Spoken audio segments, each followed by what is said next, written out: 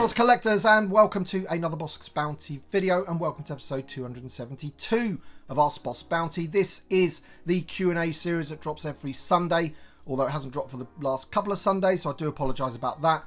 Last week we had the SWTVC live stream where we were going to be discussing the Haslab Gunship, and I really didn't want to be repeating a lot of the things that I'd said in an earlier video on that live stream. So we just didn't do an episode last week, and the previous week before that I had some family commitments, so I wasn't able to do a video, but we are now back on track, and I've got loads of questions to answer in this week's episode. Many of them are about the Haslab Gunship, which I think is natural considering that is the hot topic with the TVC community at the moment, but we do have some other questions to go through as well. So if you do enjoy the video, hit the like button down below, subscribe if you are new, and before we get on to the first question, I just want to say a huge thank you to Nick from Only One Kenobi, because he was very kind to send this to my son. My son, although he does still love Star Wars, is into his wrestling big time at the moment, and particularly the older wrestling. So, you know, all the back catalogue of all of the old wrestling from back in my era is on Netflix, and we're really enjoying watching that. And Nick was very, very generous in sending this to my son. So thank you so much, Nick. Nick does WWE Wednesday on his channel, and you know, my son loves those videos, buddy, so keep them up. So thank you so much for the NWO Hollywood Hogan. It's going to go very nicely in his collection. Cheers, buddy. Stephen Vasic says, hi BB, question for next week. Now that the Black Series has the Acolyte Stranger, do you think we'll get one in the vintage collection soon, as it's a straightforward reshrink and repack? So I'm not too sure how straightforward it is for them to reshrink that one, or if that is even the version that the vintage collection will end up getting. But what I can say is that I do believe the Stranger is inevitable to be released in the vintage collection. I don't think they're going to miss that trick, and it'll probably come out next year. Damien Addington says, hello there BB, your videos are the greatest show on earth. Great content as always. Cheers, buddy. I do appreciate that. Thank you, mate. Question for next week. With the recent release of the New Republic gunship, will Hasbro use the same mold from that gunship to create the Imperial variant from the PlayStation 2 version of Star Wars The Force Unleashed? Thank you in advance. So of course the gunship isn't yet funded, so it's not released as such, but I understand what you're saying.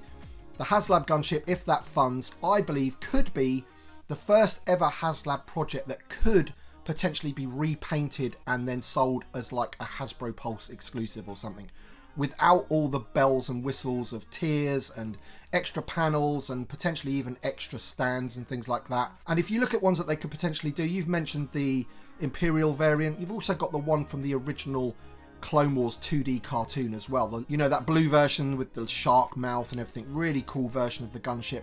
You know, at the end of the day, if they've got this sculpt, this mold, then why not reuse that to get other gunships out? It's not as if you're sort of bringing out the barge again or destroying that whole model of it being a Haslab. The Haslab version, the Attack of the Clones version of the gunship, I can imagine just being the only way that you can get that version. But as I said, you never know what's going to happen in the future, and if they have got that sculpt, they have got it there, why not reuse it for repaints? You know, you could get the price right down and do it as a Hasbro Pulse exclusive. Cheers. 9123 says, hey boss, great video again. Question for next week. If this Haslab fails to go through, do you think they'll pull the plug on next year's theme of Battle of Geonosis? Or do you think they'll continue it? No, I don't think they'll cancel it. I think they will continue it. I think, you know, they forward plan quite far ahead. And essentially, even though they have kind of put all their eggs in one basket in terms of, you know, the gunship being sort of like the centerpiece of the Battle of Geonosis, I think there's enough for them to release from it without the gunship, although it would leave a huge hole. It really would. It's not going to be good if the gunship doesn't back, in my opinion, just in terms of, you know, how they market the other stuff that we're going to be getting next year. And although Return to Tatooine did seem like it dominated this year's releases, there was a lot of other stuff that was released outside of that. So, you know, next year, of course, will be Battle of Geonosis, but there's going to be other stuff as well. Mando Mitchie says, great content, BB. As always, I backed the gunship as soon as it opened, and I'm excited to get this. Question for next week. Assuming it funds and unlocks all the tiers with the Jedi, and we get the obvious Obi-Wan, Anakin, and Padme upgrades, what other Jedi would you put at the top of the list that need more definitive versions made? So there's two that I would put right at the top of the list, and the first one is Ki-Adi-Mundi. We definitely need him in the vintage collection, and the other one is Shaak Ti.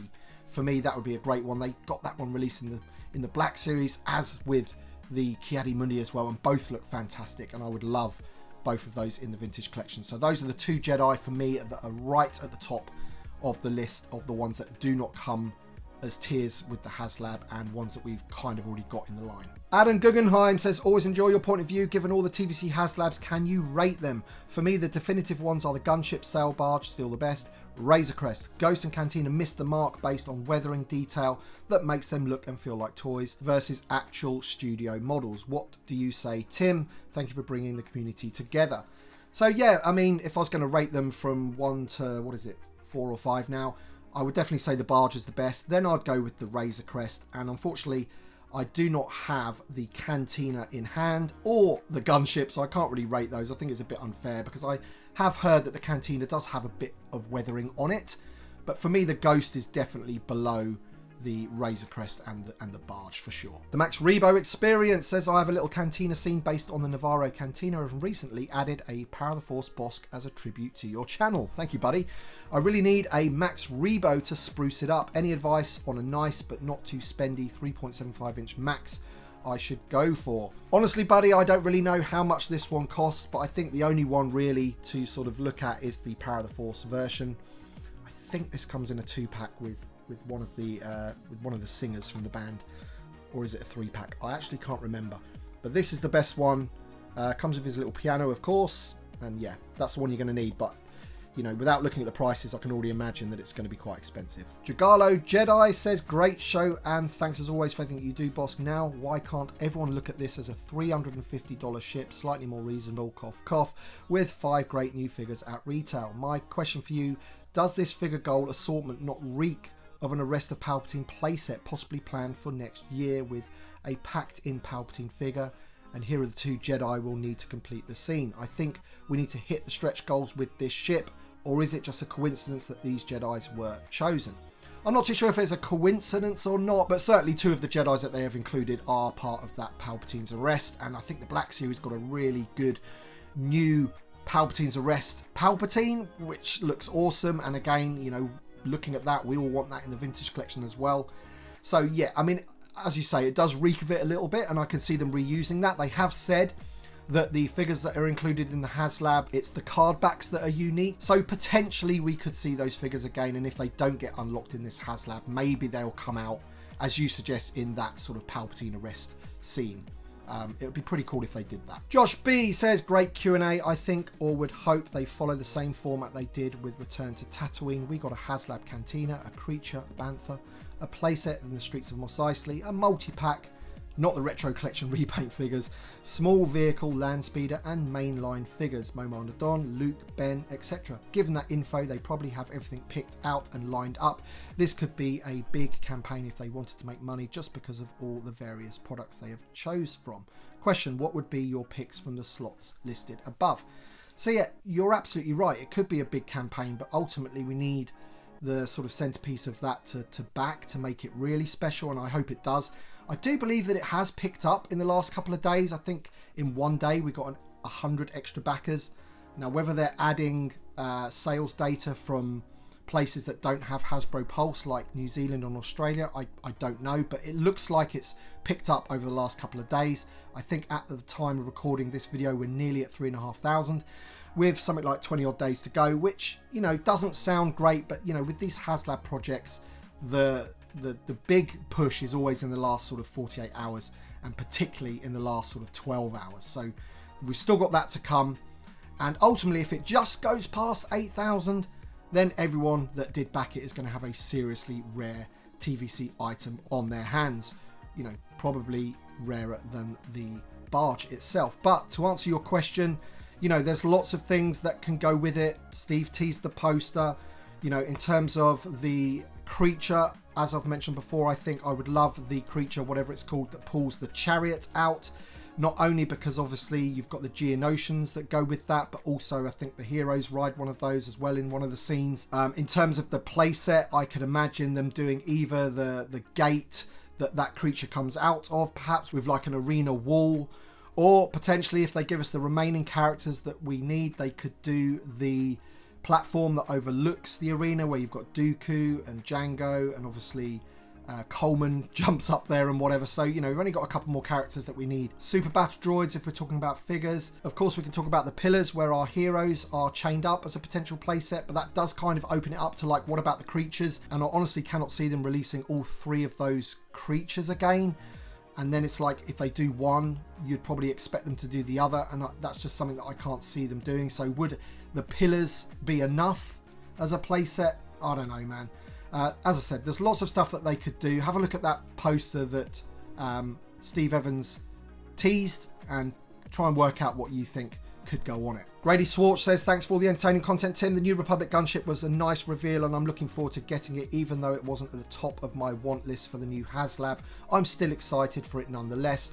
What would have been your preference for a new HasLab? For me, I was hoping for one of 3 things. 1, a new Imperial shuttle. 2, a U-Wing, and potentially even an Imperial cargo shuttle. Great job on all the content. So yes, I'm absolutely with you, buddy. The gunship may have not been my #1 choice for a HasLab, but I'm still glad it's coming nonetheless. Had it been up to me, I probably would have gone with the U-Wing this year because of Andor Season 2. I'm pretty sure most people enjoyed Rogue One. I don't see too many people out there that didn't enjoy Rogue One. I think the U-Wing is a cool ship, and I think maybe that should have been the choice. Having said that, your other choices there of a new Imperial shuttle, that would interest me as well. And, you know, if we're going to go really far out, what about Luthen's ship as like something that we've never ever had? I just feel that maybe Andor potentially wasn't big enough sort of mainstream for that to get made. Hello Boss, question for next week. Do you think we could see a similar playset as the Streets of Mos Eisley for Geonosis? It could have a section of the inside arena wall with a fence gate and come with a special Geonosian. Wouldn't want it instead of a single card back. These could be used to make an arena and army of Geonosians. So yes, I think similar to the Return to Tatooine, more than likely we'll be in for, you know, figures, potentially a creature, potentially a playset, and potentially a vehicle to go with that scene. And I'm not talking about the HasLab gunship as a vehicle. There are plenty of other vehicles that they could potentially do, some that really go with the gunship, you know, and I've got a couple of them right there. Now obviously those 2 don't really sort of suit the whole Battle of Geonosis thing, but they do interact with the gunship, and I think it would be wise if Hasbro at least sort of pipelined one of those to, you know, just to show what the gunship can do. But yeah, I fully expect a playset of some description. Tom Jurassic says, great video, Tim. I'm really excited for the HasLab as I grew up with the prequels and the Clone Wars, but sadly I don't feel able to back the gunship. The Ghost was the first HasLab I ever purchased, and the comparison between that and the gunship for £50 less feels night and day. The gunship needed either more figures or more accessories to make it feel worth the £450. I think you're right that $399 would have been the sweet spot.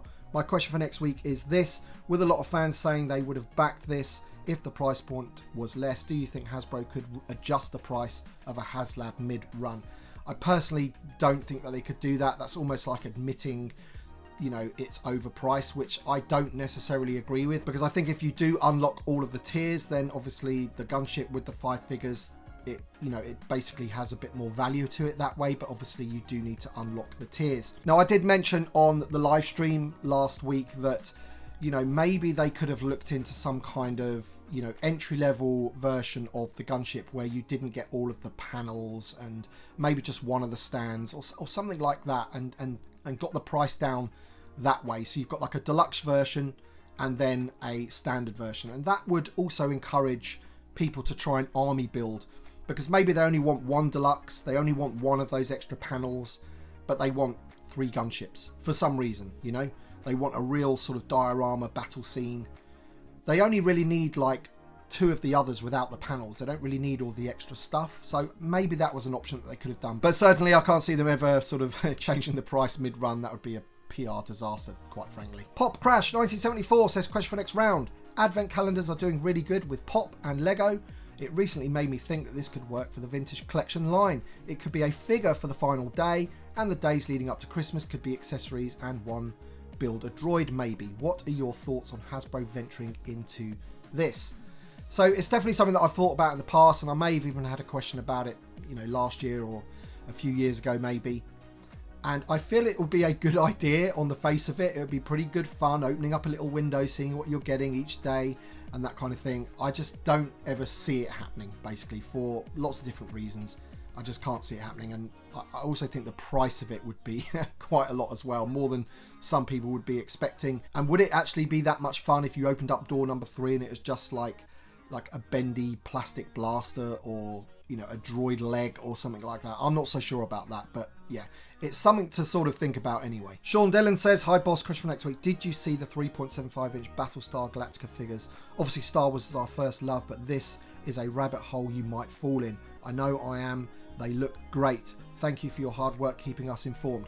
I did see them, and I really do like the look of them, I must admit. And I'm sort of holding off whether I should go with those or not. Maybe it's just going to be a one-off, you know, the ship and the couple of figures that they're going to be bringing out. But yeah, they do look good, man. And because they're 3.75, it interests me even more. Calamar says, hey BB, now that we know 2026 will be the prequel era for TVC, what figures do you think they'll make, and what figures are you hoping for?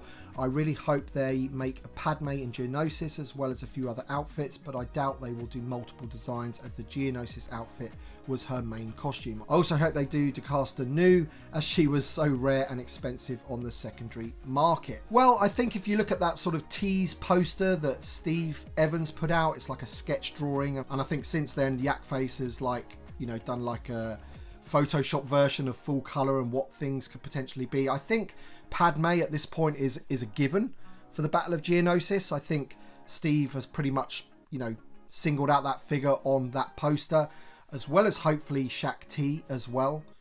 So when I look at the Battle of Geonosis, to me it looks like the arena. I don't think they're really thinking about too much outside of the arena, which would be a bit of a disappointment if that is the case, because I think I've mentioned it before, you know, like a forward command center would be pretty cool with the yellow phase 1 clone commander. That would be pretty cool. There's some other vehicles and stuff that are actually in that sort of full scale battle with all of these ships and vehicles outside of the arena. But, you know, that poster and the whole Battle of Geonosis seems to be centered around the arena, which means potentially we could get, you know, Geonosis warriors and things like that. So fingers crossed for all of the things that, you know, people are rumoring that Steve is hinting to on that poster. Django Camino says, great video game boss. Question for next week. Do you think next year's theme being centered on Geonosis, Hasbro might make Dooku speed a ship? It's a small enough vehicle and would be great with the recently released TVC figure. Absolutely it would. I mean, I've got the sort of Attack of the Clones version there with the new Dooku on there, so it kind of begs the question, like, do they need to do it? I don't think it's a need, more of like a want.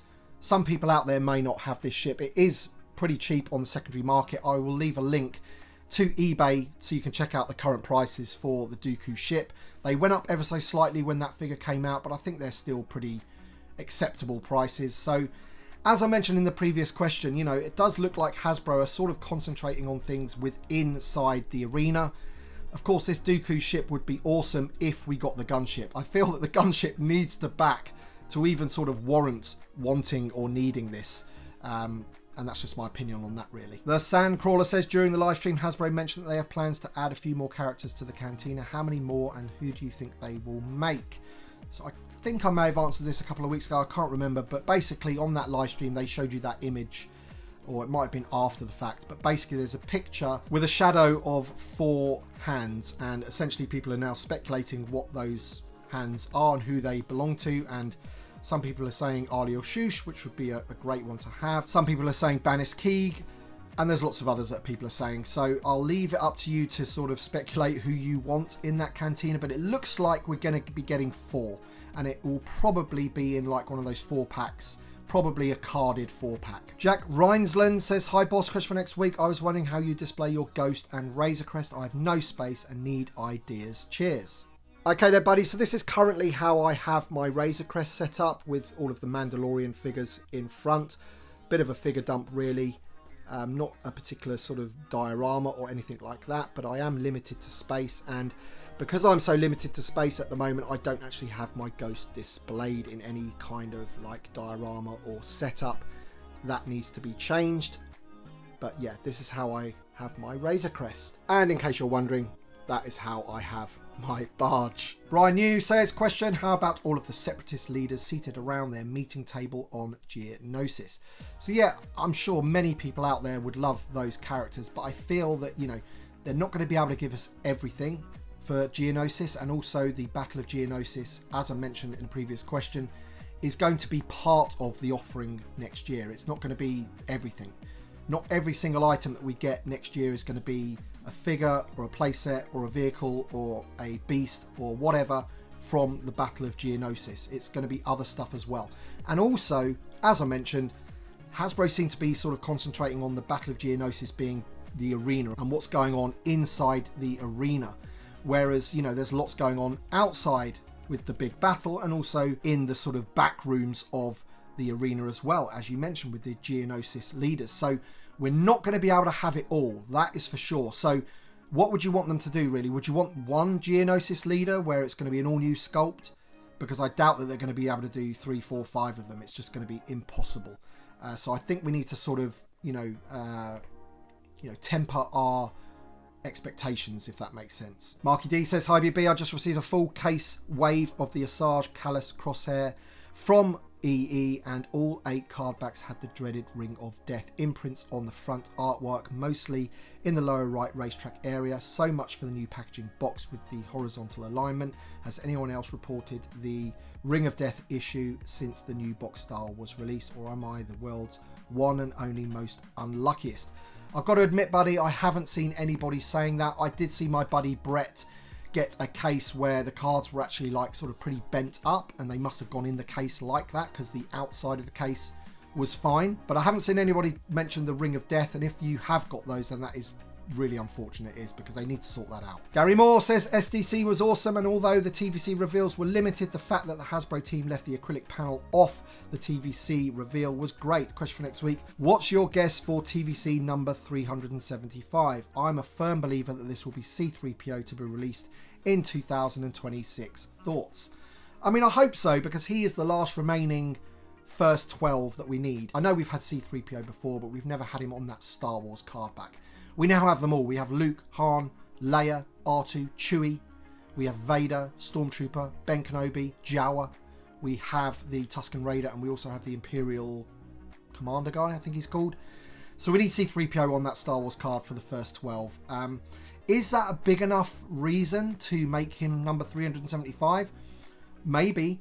I do feel that Steve was kind of like, I don't know, bigged this up maybe a little bit too much, because I feel whatever it's going to be will end up being a disappointment now. It'll be like, what? Is that all? C-3PO, number 375. Why C-3PO? What's so special about him? It should have been George Lucas in Stormtrooper outfit, or it should have been XYZ. You know, people are always going to sort of have opinions about it.